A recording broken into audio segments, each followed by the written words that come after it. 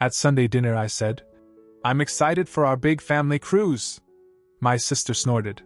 "Oh, you thought you were coming?" My dad grinned. "It's for real family." Laughter. I just nodded and helped clear the plates. A week later, they got to the airport, and nothing was paid. I'd reversed every booking. The family chat exploded with panicked messages. Then came the first call from my dad. The last thing I ever expected to hear at Sunday lunch was my dad telling me, in front of everyone, that they'd be flying to Hawaii, on my money. There was no build-up to it. No softening of the blow. He just dropped it in the middle of the conversation like he was commenting on the salad dressing. I thought he was joking at first. That maybe it was some kind of messed up attempt at humor. But then Angela pulled out her phone and started scrolling through the resort pictures. Michelle mentioned how she was hoping to swim with dolphins and wondered if I had remembered to book that excursion. My mom looked at me and said she was glad I'd finally decided to do something meaningful for the family. All of them just sitting there, calmly discussing their vacation like it was something we'd planned together. We hadn't. In fact, I hadn't even told them when I booked my own flight. I'd been quietly saving for nearly a year. Not with extra money lying around, real saving. Stretching every paycheck, taking on ugly weekend shifts, selling stuff I used to love. No social life, no takeout, no days off unless I was sick. I had a spreadsheet with daily goals, and I hit them like it was religion. All I wanted was 1 week in Hawaii. Alone. No noise. No one asking me for favors.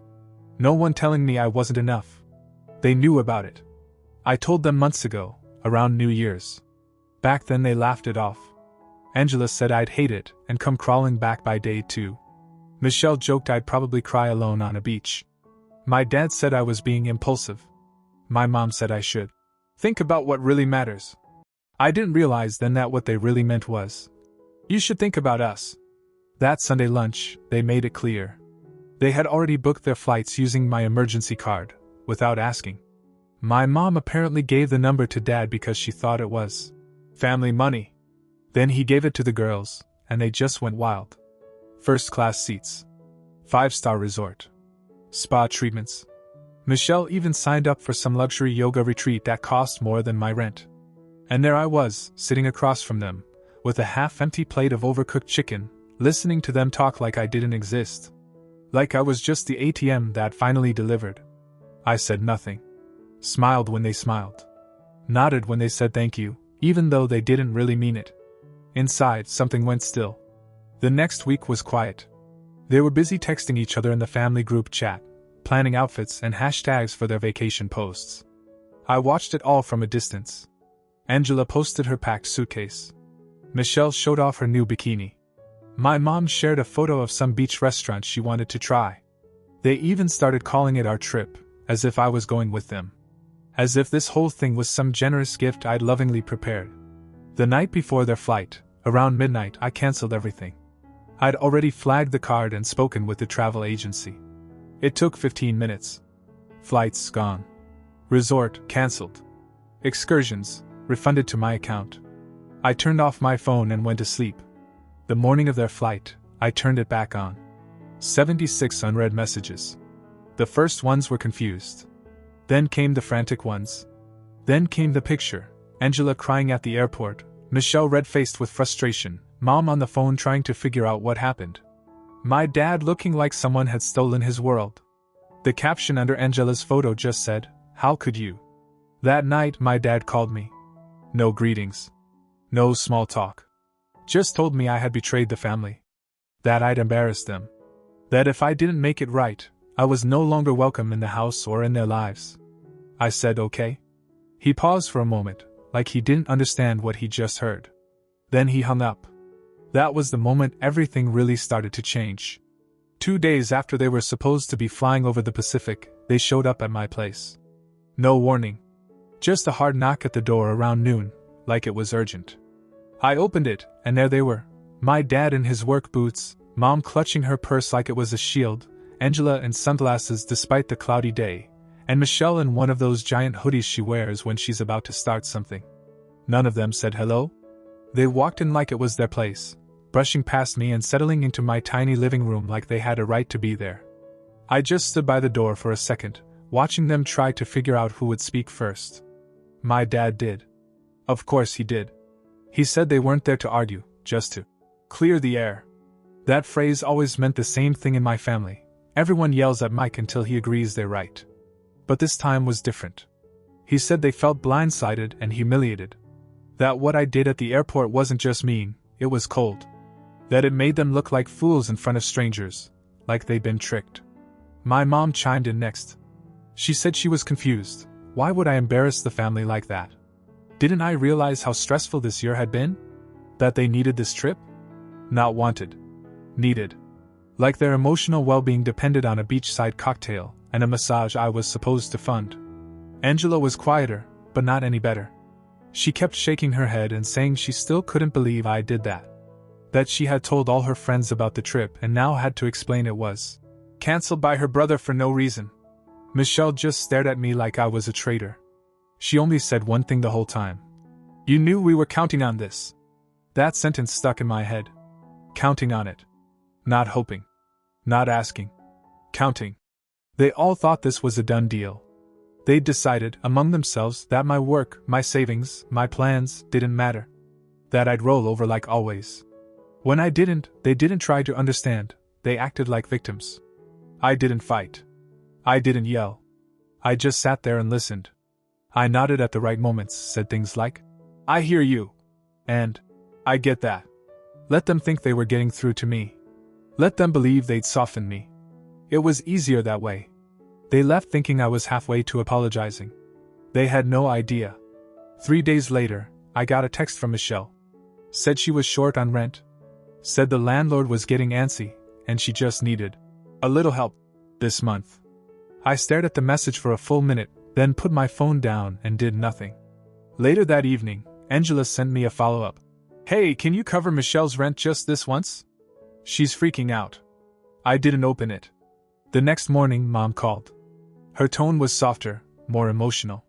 Said she was really worried about Michelle. Said it would be heartbreaking if she got evicted. Then she slipped in that it would reflect badly on all of us if the neighbors found out. I still said nothing. That night, my dad called. He didn't waste time. He said I was punishing my sisters. That withholding help was cruel. That I was crossing a line, and he didn't recognize the person I was becoming. He was right. He didn't recognize me. None of them did. Because for the first time in my life, I wasn't letting guilt guide me. The messages kept coming over the next few days. Longer, more emotional. More dramatic. Angela accused me of ruining Michelle's life. Michelle said I was selfish, bitter, and fake. My mom sent voice messages I didn't listen to. My dad said I was no longer acting like part of the family. I didn't respond to any of them. And the silence hit them harder than yelling ever could. A week later, I got a knock at the door again. I didn't open it this time. I peeked through the peephole and saw Michelle standing there alone, pacing. She stayed for a few minutes, knocked again, then left. That night, she texted me a screenshot of a rent notice and wrote, "Happy now?" I didn't reply.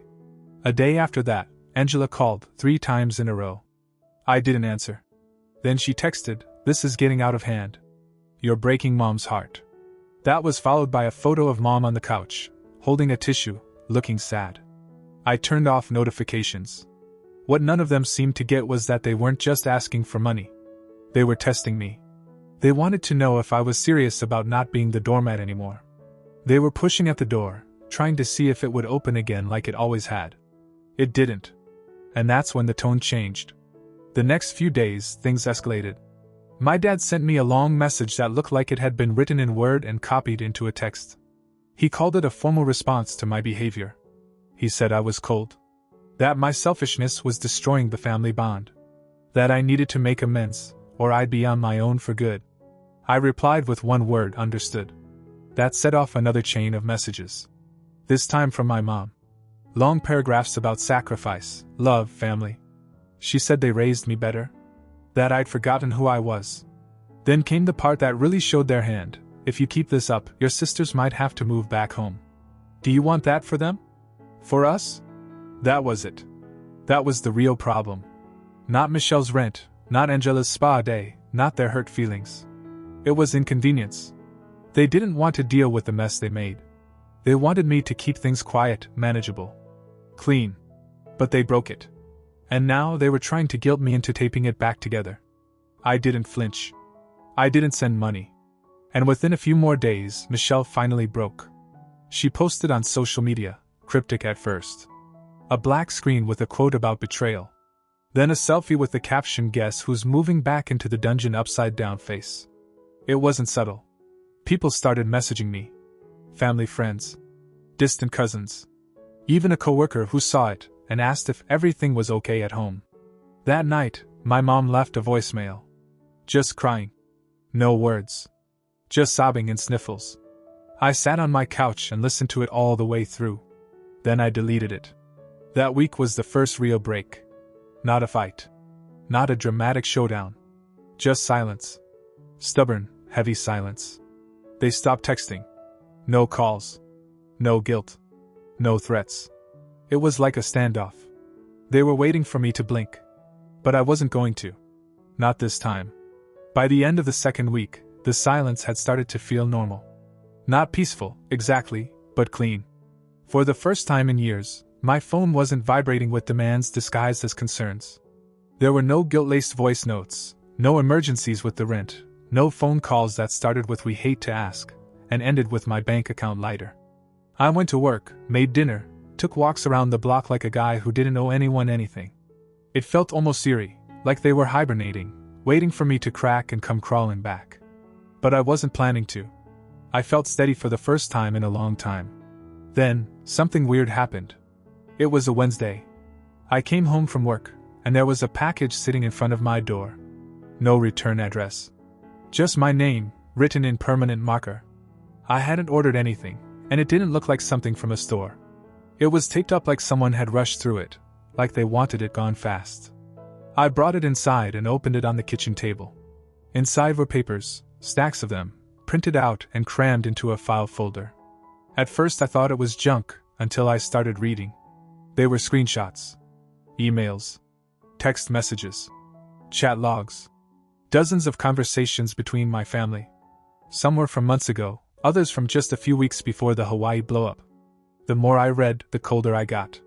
Angela had written to Michelle, "Don't worry, he's not going to do anything. Mike doesn't know how to say no." Michelle responded, "He'll be pissed for 5 minutes. Then he'll cry and send the money." Like always. Another thread between my dad and Angela talked about how to justify it if I pushed back. "Just say it's about healing the family. Guilt him a little," he wrote. "He falls for emotional stuff. Use Mom. She's the only one he halfway listens to." Then I found a message from my mom to Angela. "Don't tell him everything. Just enough to make him feel included. You know how he gets when he thinks we're excluding him." And it wasn't just about the trip. There were messages going back years. Rent payments. Bills. Even my birthday dinner 2 years ago that I thought they paid for. It was apparently put on my own card by Michelle, who laughed about it later in a chat with Angela. They had a whole system. I was their backup plan. Their emergency fund. The invisible thread holding up the mess they kept creating for themselves. I had to sit down. I kept reading, not even feeling angry anymore, just stunned. There was a sense of something shifting, like gravity had changed. Like I'd finally seen behind a wall I didn't even know was there. I still don't know who sent it. No note. No signature. Just the truth, dumped in a box. I checked the postmark. It came from across town. Someone nearby. Maybe someone in the family. Maybe someone who'd had enough. Whoever it was, they wanted me to see it. That night, Michelle posted a crying selfie on Instagram. Real tears this time. The caption said, "Some betrayals you never recover from." In the comments, her friend tagged me. Just wrote, "Dude. Seriously?" I didn't respond. I didn't need to. Then my phone rang. It was my dad. He didn't yell. He sounded exhausted. Said the situation had spiraled, and that they were willing to come by and talk like adults. Said they just wanted things to go back to normal. I told him sure. Come by tomorrow. I was calm when I said it. Because now I wasn't wondering anymore. Now I knew exactly who they were. They came exactly when they said they would, 5 o'clock sharp. I already had the door unlocked. I wasn't nervous. I wasn't angry either. I'd stopped feeling much of anything about it. I was just curious now. I wanted to see how far they'd go pretending. All four of them walked in like it was a Sunday visit. My dad looked like he was trying out a softer version of himself, less barking orders, more corporate team leader. My mom carried a bag of store-bought cookies and put them on the table like it meant something. Angela was scrolling on her phone the whole time. Michelle didn't even say hello. We sat in the same room where they'd shouted at me years ago about quitting grad school. The same room where they made me explain why I was still single, again and again. This time, they didn't yell. They were polite. Unnaturally so. My dad started. He talked about misunderstandings and emotional misfires. He said the family had been under a lot of pressure. That things were said in heat, and maybe I'd taken it more personally than they meant. My mom tried to tear up a little when she talked about wanting her son back. She said she missed my presence, like I was a ghost that used to wander their house and now haunted someone else's life. Angela chimed in once to say, "You know we love you, right?" But she didn't look up from her phone. Michelle just stared at the floor like she was rehearsing something. They never apologized. Not really. They used words like miscommunication, stress, poor timing. Words that meant nothing. They didn't ask what I needed. They didn't acknowledge the betrayal. And no one, not one of them, mentioned the package with the screenshots. Which meant either they didn't know it had been sent, or they were pretending not to. Either way, I wasn't going to bring it up. That box had become more than evidence. It was leverage. And I wasn't in the business of wasting leverage on people who only cared about comfort. I played along. Nodded. Said I understood. Asked how they were doing. I let them believe it was working. They left after about 45 minutes. My mom hugged me tight. My dad shook my hand like we'd signed a contract. Angela gave a side hug and mumbled, "See you soon." Michelle didn't even turn around when she walked out. The next 2 days were quiet. Then the request came. Michelle texted me, "Hey, I know we're all good now, but rent's late. Landlord's freaking." Just this one time, I swear. I stared at the message for a while. Not because I was thinking about helping, but because I was watching how quickly the mask came off. I didn't respond. Angela texted next, "You said we were moving forward. Don't punish her." That word again. Punish. That's what they thought this was. Not consequences. Not accountability. Just punishment. In their minds, the only reason I'd say no was to hurt them. Then came the full collapse. First, a call from my dad, voicemail only. It started measured, then turned into shouting. He said I was manipulating the family, pretending to make peace just so I could twist the knife later. That I was playing games. Then my mom. She sent 6 messages in a row, all emotional spirals. She said she didn't recognize me anymore. That I used to care. That I used to be the good one. Angela left the family chat. Rejoined. Left again. Then posted a story on Instagram with a quote about betrayal and, "Some people will watch you drown and call it growth." Michelle finally dropped the act. She left a voice message. No filters, no emotional angles. Just her, screaming. Full rage. Real panic. Not crying, howling. No words, just that raw, unbearable sound people make when their comfort is ripped away and they can't pretend anymore. And that was the day it ended. I saw the moving van outside her place that afternoon. By nightfall, she'd posted a blurry photo of her old bedroom in my parents' house. The caption said, "Back in the tomb. Thanks to my selfish brother." Subtle as always. 3 days later, Angela followed. She didn't announce it, but I noticed she went quiet online. A friend of mine spotted her car in my parents' driveway. They were back under the same roof. A full house. 1 bathroom. Years of resentment. And me, out of it. The next morning, I checked the family chat and saw I'd been removed. No message. No warning. Just gone. And that was the moment I realized something important. They didn't remove me because they didn't care. They removed me because I had something they no longer controlled. Peace.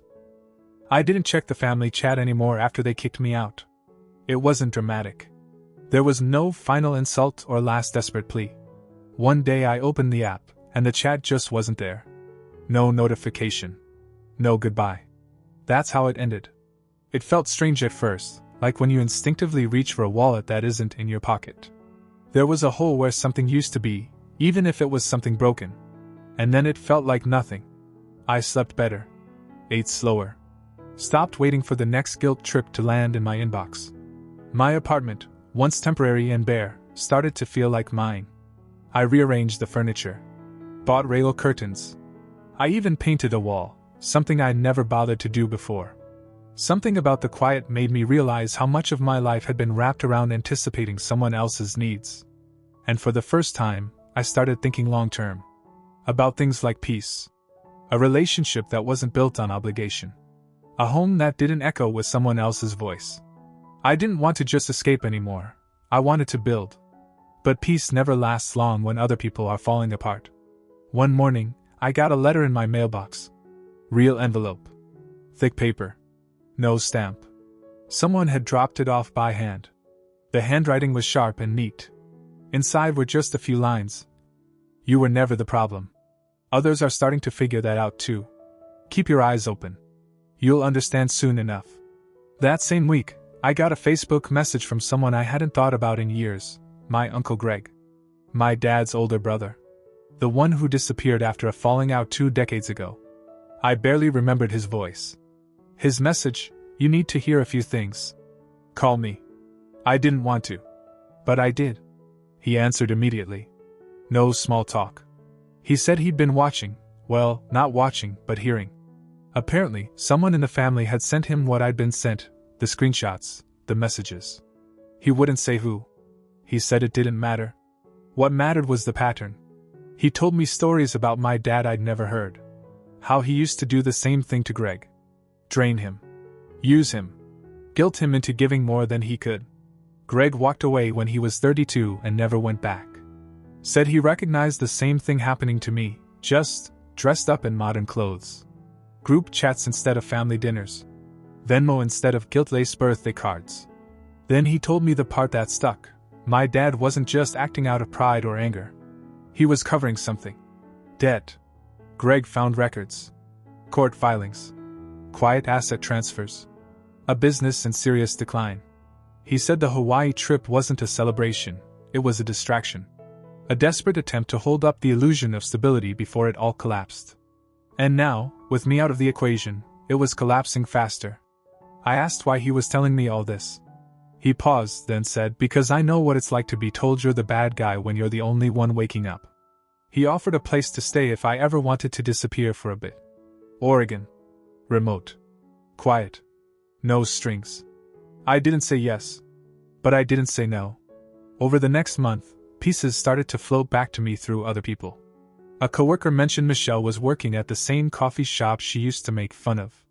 Someone else told me Angela had posted a crying video, again, this time about toxic family patterns. My mom was seen outside the supermarket, talking to herself, pacing. My dad sold his motorcycle. Then his tools. Then, apparently, half the furniture. They never reached out again. Not once. They weren't ignoring me.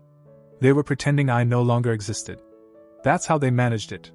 If they acknowledged what happened, they'd have to admit they lost something they thought would never leave. And the truth is, they didn't lose me because I hated them. They lost me because I finally believed them. Believed that if I stood up, they'd walk away. And they did. But not before I learned the most important thing. Sometimes the only way to heal is to burn the bridge, and keep walking until the smoke disappears behind you. It's been 3 months since I last heard from any of them. No texts, no calls, no letters. Just silence. And honestly, it's been fine. Surprisingly fine. Michelle still lives at my parents' house. I heard from a friend of a friend that Angela tried moving out again but couldn't keep a roommate.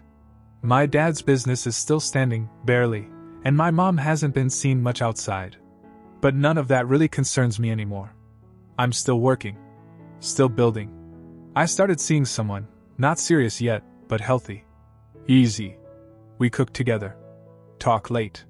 She doesn't know much about what happened, and I don't feel the need to explain all of it. Sometimes I walk past the places where I used to meet them. Restaurants I paid for. Stores I waited outside while they shopped. I don't avoid them. I just keep walking.